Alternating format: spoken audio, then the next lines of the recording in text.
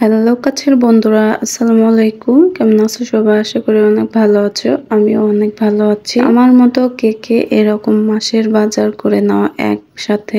হাজবেন্ডের মাসের শুরুতে যখন স্যালারি ঢোকে তখন আমি ইচ্ছা মতো গিয়ে বাজারে ঘুরে ঘুরে নিজে হাতে বাজার করি, অর্থাৎ মাছ মাংস থেকে শুরু করে কাঁচা বাজার সবই আমি নিজে হাতে করে। আমার এটা খুব ভালো লাগে, যার কারণে এই মাসের যে আমার যে বাজারটা ছিল কিছুটা তোমাদের সাথে শেয়ার করতে আসছি। এটার রিজন হলো যে আমি কিভাবে মাসের টোটাল বাজার, অর্থাৎ মাছ মাংস আমিষ জাতীয় বাজারটা সেটা কিনে এনে টোটাল 1 মাসের জন্য কিনে এনে আমি কিভাবে ফ্রোজেন করে প্রিজার্ভ করে রাখি, এতে কোনো সমস্যা হয় না এবং এটা অস্বাস্থ্যকর হয় না। প্রথমে আমি এখানে কাঁচা বাজার নিয়েছি। কাঁচা বাজারগুলোর মধ্যে ছিল করলা, বরবটি, শসা, ধনিয়া পাতা, লাল শাক, আরো আলু ছিল, অন্যান্য সবজি আমি এবার এখানে নিয়েছি। তোমরা আবার ভাইবো না 1 মাসের, এটা 3-4 দিন থেকে 5 দিন এরকম যাবে, এরকম সবজি নিয়েছি, কারণ সবজি তো রাখা যায় না ওইভাবে। তারপরে এখানে আমি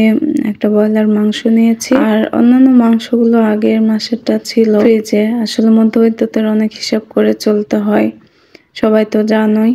তো আগের মাংস সোনালি ছিল, গরুর ছিল, ওইটা ফ্রিজে আছে, এবার শুধু ব্রয়লারই কিনতে হয়েছে। তো ওইটা আমি কেটে পিস পিস করে রেখে দিব।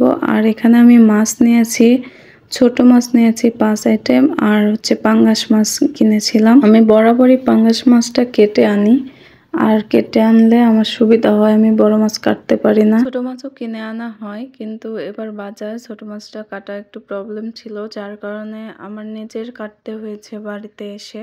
আমি আবার ছোট মাছ খুবই পছন্দ করি। কে কে ছোট মাছ পছন্দ করো আমার মতো জানিও। আমি বাজারে গেলে মাছ দেখলে আমার শুধু কিনতে ইচ্ছে করে। তারপরে এখানে কি নিয়েছি, ট্যাংরা, তারপরে মশি মাছ, চিংড়ি, আর ওইটা সামুদ্রিক কি যেন ছোট মাছ, ছোট ছোট, আর লইট্টা। এগুলো সব আমি নিজে হাতে কেটে নিয়েছি। আর এই যে এইভাবে আমি ফ্রোজেন করে রাখি, প্রত্যেকটা বক্সে আলাদা আলাদা করে এক একটি মাছ রাখি। এটার বিশেষত্ব এটা যখন যেটা রান্না করা হবে সেটা আমি জাস্ট বক্সটা বের করে নিয়ে একটু বরফ কাটিয়ে ওইটা নিয়ে নিলাম, কিছুটা আবার রেখে দিলাম। আর এতে হয় কি যে ফ্রিজের একটা যে আছে, ভাইব আছে, ওই জিনিসটা তো বক্সের মধ্যে যায় না, আর মাছটাও নষ্ট হয় না।